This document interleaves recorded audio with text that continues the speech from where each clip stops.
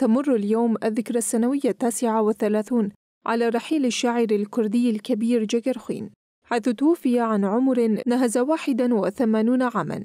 يعتبر جيغرخوين أحد الشعراء الذين يعتز بهم الشعب الكردي لما قدمه من نتاج ثقافي وأدبي أغنى به التراث الكردي في الشعر والأدب. ولد جيغرخوين عام 1903 في قرية حسار في كردستان تركيا، واسمه الحقيقي شيخ موسى حسن. حصل على إجازة في علوم الشريعة الدينية، وبدأ بكتابة الشعر عندما اندلعت ثورة شيخ سعيد بيران في شمال كردستان، حيث كان متصلاً مع الثوار، وقد غير اسمه إلى جيغرخوين. وبعد إخماد الثورة عاد مرة أخرى إلى روجافا بسبب ملاحقته من قبل الفاشية التركية، واستقر مع عائلته في مدينة عمودة عام 1927.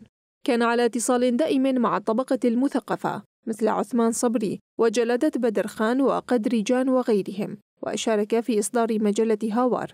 وبمناسبة الذكرى 39 لوفاة الشاعر جيغرخوين، قال صديقه الكاتب كونيرش إن جيغرخوين كان مدافعاً حقيقياً عن اللغة الكردية.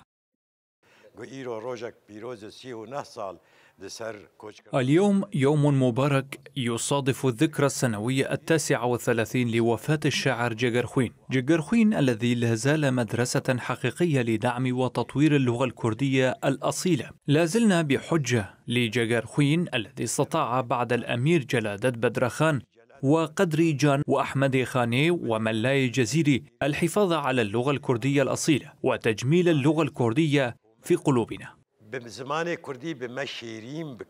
هكذا ظل جيغرخوين شاعراً متمرداً، لا يستكين ولا يخنع ولا يستسلم، مفعماً بالأمل.